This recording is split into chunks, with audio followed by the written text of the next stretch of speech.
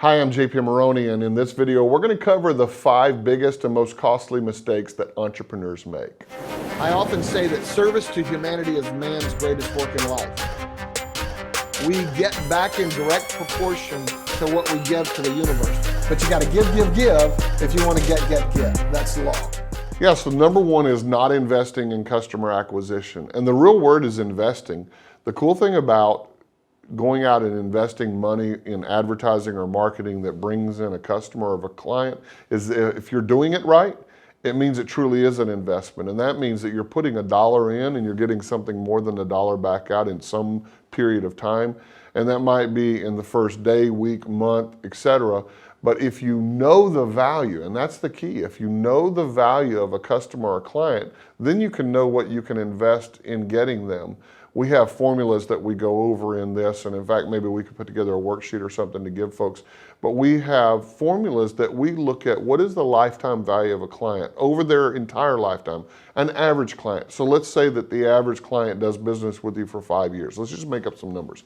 The average customer does business with you for 5 years on average, and on average, they spend $1,000 a year. So their average lifetime value is what? $5,000, right? So that's like a simple number. So, but you would know that if you've got product costs, let's say that you have 50% gross margin, so half of that is gross profit. So you got a $2,500 gross profit. You would know that you could invest up to $2,500 getting a client before you start to go in the hole. In general terms. And so when we're talking to entrepreneurs or business owners, we're saying, look at client acquisition as if it is an investment. If you were Warren Buffett or some other kind of investor out there and you're saying, okay, I know I've got $1, I've got to put it to work, and that dollar has to, sort of like Red Rover, bring some friends back with it. So something more than $1. That means that in your advertising and marketing, you're investing to get a client that is worth more than you spent to get them. So if you kind of break it down and look at the formulas for lead generation and say, okay, I know that I need to talk to 10 people that are interested, that have a problem, and that are my ideal prospects before I get a client. And I know that, let's take that $2,500 scenario. I know that my gross margin on a new client over their lifetime is $2,500. So in theory, I could spend that, but I don't want to. Let's say that I want to try to spend $500 or half of that first year of purchase getting a client. So let's call it $500 is your acceptable CPA or cost per acquisition of a new client. If you take that $500 and then say, well, I need to talk to 10 people to be able to get a client, well, then your lead cost, whether you like it or not, your lead cost or allowable lead cost would be $50, right? So 500 divided by that 10 number. But what that does is it makes you really powerful, because then you can go out there and say, okay, I know I can invest $50 generating a lead. And if I'm advertising in YouTube or Facebook, or if you're coming to a company like Digital Ventures, our arm, the digital marketing arm that generates new customer leads for companies, you know what your numbers are. And you can say, hey, JP, I want to grow the company by 1,000 new clients over the next 90 days or 6 months or whatever your number is. And I know that I can spend $50 for every lead because I know that I can spend up to $500 acquiring a new client. Well, then that's an investment, because then you know that if I put $50 in, 10 times I've put $500 in, and I've generated $5,000 worth of new sales or business. And that's like trading dimes for dollars. And I often say, if you had absolute certainty that every dollar that you were putting to work was going to generate a profit, whether in investing or investing in client acquisition, how often would you do it? And back in the day when I owned ad agencies, back in the 90s, people talked about an ad budget. They'd say, well, what is your advertising budget? And these days, when I have somebody ask me, what is your advertising budget? I say, I don't have an advertising budget, because if I'm getting customers or clients at a profit, is there a cap? Would you ever put a limit on how much you would be willing to invest? So it's not a matter of a budget. It's a matter of, here's where we want to grow to, and here's how much we're willing to spend to get there. And we're going to do that as fast as humanly possible. And so looking at client acquisition as an investment and as a business owner, doing it on a consistent and regular basis, whether you're running your own ads, whether you have somebody running your advertising and marketing, or whether you're going to a company like our company, Harbor City Digital Ventures, and you're having that company just generate leads at a fixed cost. Either way, however you're doing it, look at it as an investment. And in fact, probably the biggest and best investment you can ever make in your business, because it's going to bring back. And one way I often look at it is I say it's kind of like putting money in a bucket in a well and dropping that bucket down in that well and it coming back with more. So think about it in the terms we just talked about. So if it's like a 10-to-1 ratio, if you put $1 in a bucket and dropped it down in the well, and then you pulled the bucket back up, and there was a $10 bill in there, you go, that was kind of, I wonder if that would happen again. You put $1 in, you drop it down, it comes back up, another $10 bill. Now you're seeing a pattern. How often would you do that, right? And I've had guys say, I'd outsource it, or I'd automate it, right? So I would have somebody else dropping the dollar down and bringing it back, drop it down, bring it back. But however you do that in your business, advertising and marketing, converting those dollars into new business is the best investment that you can make. Now, I see a lot of entrepreneurs obviously that fail at that, and then they go, oh, well, advertising didn't work, or it doesn't work in my industry, or Facebook doesn't work for my industry, or LinkedIn doesn't work for my industry. And you hear that all the time. And the fact is if you have an audience with a pain, and that pain is so frustrating that they're willing to trade dollars in order to get a solution or to fix that pain, and you can reach them, then it'll work. You just have to have the formula right. And that's one of the things, I think it'd be great maybe in a future video for us to break down that whole idea of how do you come up with what is the right number, and then how do you put those dollars, whatever that amount of money is, how do you put those dollars to work in getting new clients? But it certainly is an investment. And one of the biggest mistakes I see entrepreneurs make is looking at advertising and marketing as an expense, not as an investment. And that's the critical key. It's not an expense. An expense is, I got to turn on the lights, and at the end of the day, we're going to turn the lights off, and then at the end of the month, I'm going to pay that bill. That's an expense.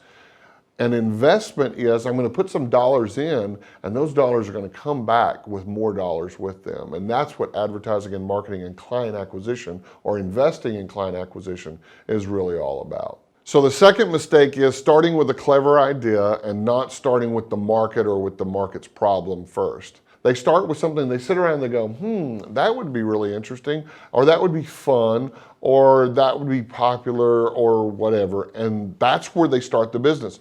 They go out and they cash in their 401k, or they borrow money, or they get an investor or something, and they set up this business. And then they look around and they're like, well, now I need to get some customers.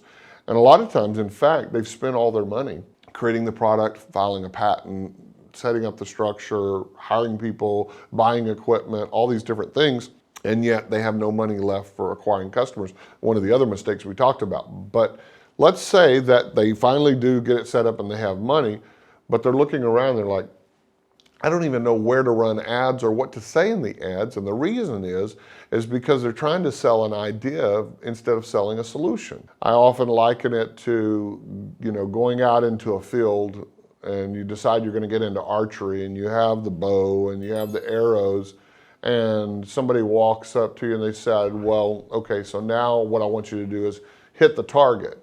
And you look around in the field and there's no target. They're like, well, hit the target. And you're like, well, I don't know where to shoot. They're like, well, just shoot out there anyway. Maybe you'll hit something. And that's how a lot of people treat their marketing, is they haven't clearly defined the target. They got the product, the arrow, right? Or the marketing and the advertising, and they've got money, so they got the strength to pull the bow back, but they don't know where to aim. And so you have to define the target, or else none of the rest of it matters. You can literally go out there and fire arrows into a field all day long and never hit anything. And there actually might be a target out there. So somebody could have created a product, and there really might be an audience because they sort of had an intuition or a gut feeling about it. And eventually they might hit it, but it's a whole lot easier, less costly, and less painful to first go out there and say, There's the audience. Now, what's the right bow that's going to get the arrow there? What's the best arrow? And what's crazy is, starting with the idea, you actually may create something that is appealing to you, but has no appeal to the market. That, could actually not be something that the market wants. I often say, never create a product or service that people don't want to buy. Like, figure out what they want to buy, what the solution is first. A lot of times, the most successful products and services are things that are really mundane. I remember like one of the wealthiest families down in South Florida, they make bolts, nuts and bolts, like literally nuts and bolts, fasteners.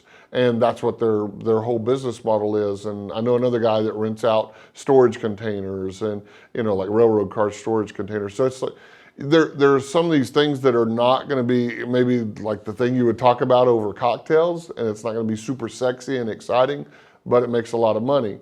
And the business that you go in doesn't have to be boring, but I guarantee you it has to solve a problem. It has to solve a problem for an existing group of people that have a problem that's so big and so frustrating that they're willing to exchange their dollars to get that solution, that product or that service. If you start there, you have a chance of succeeding. But I see so many business owners and entrepreneurs that start with a clever idea first and then look around and like, where can I find somebody to buy this? And that's a huge mistake. So one of the big and costly mistakes I see entrepreneurs and business owners make is not being willing to change directions or pivot away from something that's not working.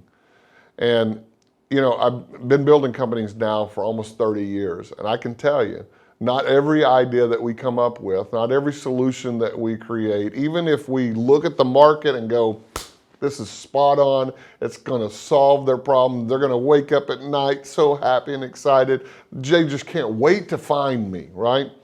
And still fall on its face, just like that. I remember hearing an interview or seeing an interview with Elon Musk from Tesla, SpaceX, et cetera. And he said, so many great businesses, including Tesla, were founded on failed assumptions. And he specifically went on to say that Tesla was founded on two failed assumptions. One was they could build on an existing car frame, so they tried to build on the Lotus frame. Turned out that they'd have been better off starting from the ground up and building their own instead of trying to retrofit. So that was one failed assumption. And another was a failed assumption around the cost of batteries. And his point is that what all of us as entrepreneurs and business owners face is that you go out there with an assumption of what you think is going to work, and you have to fight like it's going to work, right? You have to go and give it time to get some traction. But then you have to be willing to admit when it's not working. There are all these cutesy little memes that you see on Instagram and Facebook and LinkedIn and stuff. It talks about never quit, never give up and all that. And I've put some of them out myself. But the fact is, like in the trenches, the fact is there are times when quitting or changing directions makes sense. And not changing directions or not quitting is a guaranteed formula for long-term failure. And so you have to be willing to pivot. Sometimes it can be really soft, simple, easy pivots like, okay, we were going after this group of people and we were going after this age group of men and women, and we realized as we got into it that only women were the ones that were making the ultimate decisions about this product or service. So we need to put all of our marketing and ad dollars towards the female audience. So that can be a soft pivot, but there can be times when you go out and you create a product and a service and you think that it's right and you do all the things right, all the marketing, and you create the messaging and everything, and you're targeting and you're going after them, and they're just not responding. And so there are some things, I guess we could talk about that at some point, that you can do to mitigate against that risk. In other words, don't build the Empire State Building before you figure out if anybody wants to rent an office in it, so like don't go all in. Try to find ways to figure out if somebody will give you $1, like buy that product or make a commitment to it or something like that. So there's some things that you can do. I think we should deep dive into that at some point. But for sure, be willing whenever the writing is on the wall and you've tried all of the logical pieces and it's just not working, be willing to look at, am I missing something? Is there a different direction? Is there a slight shift? I've heard people talk about the analogy of, like if you're going to the moon and you're just like off by 1 or 2 degrees or whatever, you just completely miss it by the time you get there. And so in business, it can be like that. You have to constantly be willing to adjust and make changes. And those who aren't, they're like, the road is littered with them up and down the road of entrepreneurship, is that they weren't willing to shift, to adapt. And a lot of times it's our ego. Like we're afraid of being embarrassed because we went and told everybody that this was the greatest thing since sliced bread. And now we got to admit to ourselves and admit to others that, okay, my assumption was wrong. I got to make some changes. I got to adjust. Being willing to do that is one of the traits of great entrepreneurs, and not being willing to make those shifts is a surefire way to fail. Another big costly mistake I see entrepreneurs or business owners making is not speaking your market's language. So like you can get a lot of things right. You can produce a great product, a great solution to a problem. You can think about the market first, start with their pain, work your way backward, do all that stuff right. And then when you actually go out there to do the marketing, put together landing pages, put together advertisements, brochures, marketing, all that kind of stuff, missing it in terms of message can cost you everything. It can be the difference between failure and success. This is a principle that I learned years ago. It's that good marketing enters the conversation going on in the mind of the prospect. It means you have to know what your market's thinking in order to craft a marketing message that will resonate with them. So a lot of us have made the mistake of thinking that we're the market. As entrepreneurs, sometimes we are the market. We created a product or service around our own problems and then discovered that other people wanted to buy it. That's different. If your audience, your true buyer, is not you, and you've done your job of creating a profile of who they are, what their problems, frustrations are, etc., then you also need to know, how do they articulate that problem to themselves? What is it that they say to themselves about that? What do they tell other people about that problem or frustration? What words do they use? Because when you can get that and then put that into your marketing, you become so much more powerful.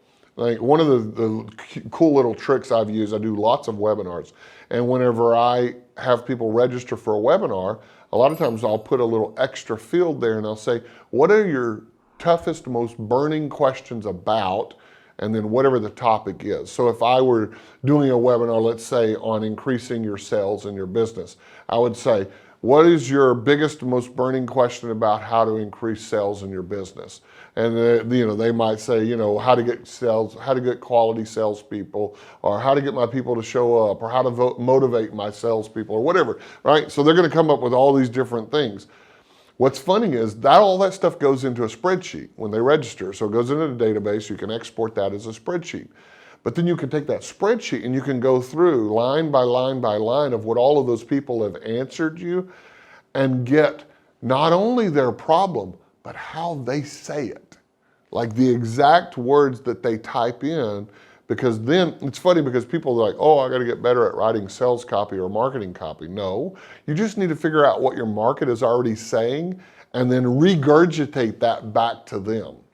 Another cool tool is like going on Amazon, or in the old school days we had forums. There's a few forums still out there, but going on Facebook groups and going on Amazon and places where people are asking questions about a product or a service or a topic, and looking at how they articulate it. So like if you sold some sort of a debt settlement solution, something to help people that were in debt, I would want to go research all the books on debt in Amazon and then look at how are they asking questions and commenting, and even people that have reviewed that book, how did they write? I was dealing with this and this happened and I got this book and it's the greatest thing, and so how do they write? How do they articulate what their frustration or their problem is? When you get that right, then you can put those words in your marketing.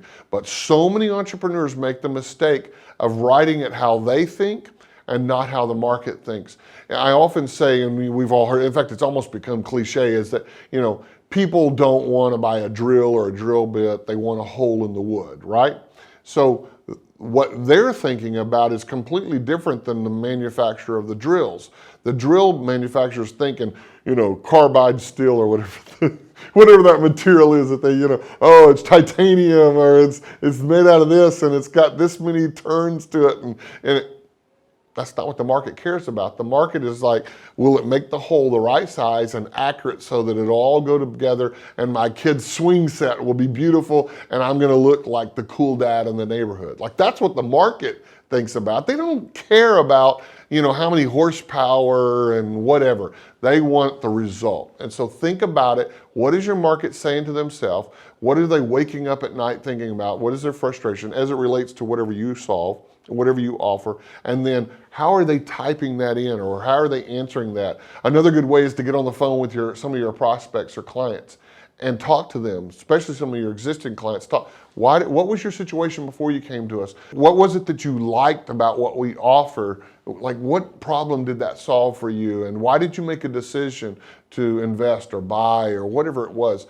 And those answers will allow you to craft your message back to other people like them that are facing the same thing and therefore saying the same thing to themselves. That's the key. Good marketing enters a conversation going on in the mind of the prospect. Making the mistake of not tying into that and using your own thoughts about what you should say is very, very costly. So you absolutely have to be able to connect with the audience and resonate with what they're thinking. Yeah, so one of the costly mistakes I see a lot of entrepreneurs make is having superhuman syndrome, thinking we can do it all. You're kind of required in the beginning to be a jack of all trades. You're sort of a generalist, and you wear lots of hats. It's just part of the game. But the fact is if you're really going to grow a successful business, you ultimately have to define what you're really good at, what your strengths are, and then all of the other stuff that you suck at. Most of us are only good at one or two or three things. And everything else, we're either mediocre or really, truly bad at. If you're going to build a business and you try to do all of those things, number one, we run out of time. It just doesn't work. From a time, there's just finite measure on how much time we can put in. But beyond that, like let's assume that you had endless hours. You're just flat out not good at it all. And most of us don't want to admit it, but the moment we admit that, I think we elevate ourselves to a whole nother level of business building. I've often said that the dumber I get, the richer I get.